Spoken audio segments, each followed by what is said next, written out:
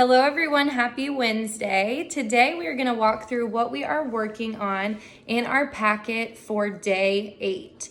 So if you grab your packet, the first thing we're going to talk about is our reading for today. And you are making sure that you're reading for at least 20 minutes. And you can pick a book from our list on either page 1 or page 3 of the packet.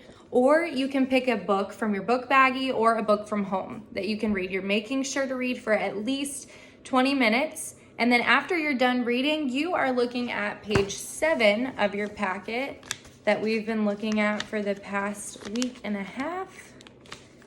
And it looks like this, page 7.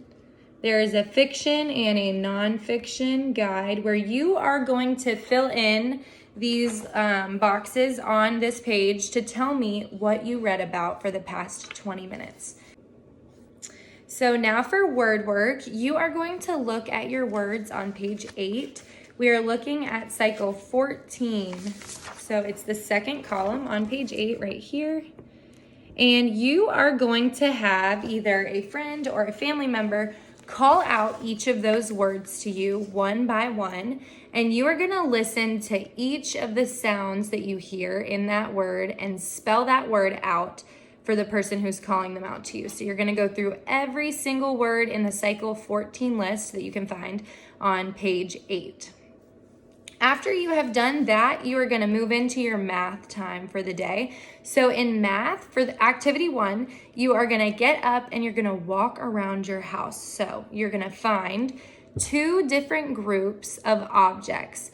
So you can walk around, maybe find a group of shoes or a group of markers, whatever you have just laying around your house.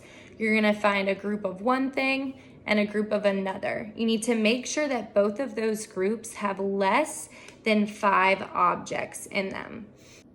Okay, so once you have found your 2 groups of objects, I have a group of 5 paintbrushes and I have a group of 3 bottles of paint. So you should have 2 different groups of objects and make sure you have 5 or less objects in those groups. Once you have found them, you're going to put them all together and you're going to count how many objects you have. So we're going to see 1, 2, 3, 4, 5, 6, 7, 8. So I have 8 objects all together. I'm going to separate those back into 2 groups and I'm going to take one away from each group. So we're going to take one thing away from each group.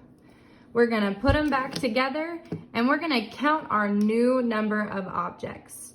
You're going to do this a couple more times until you run out of objects. So after you have done activity 1 for math, you are going to move into activity 2.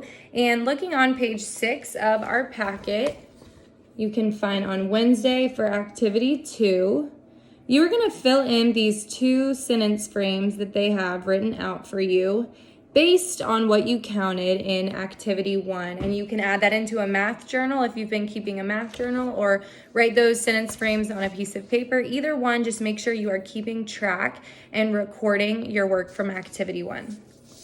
After you've done activity 1 and 2, you are moving into the last activity for math, and you are going to complete 2 pages from your Envisions workbook. Any pages from page 249 to 273. You can pick 2 pages that you want to complete.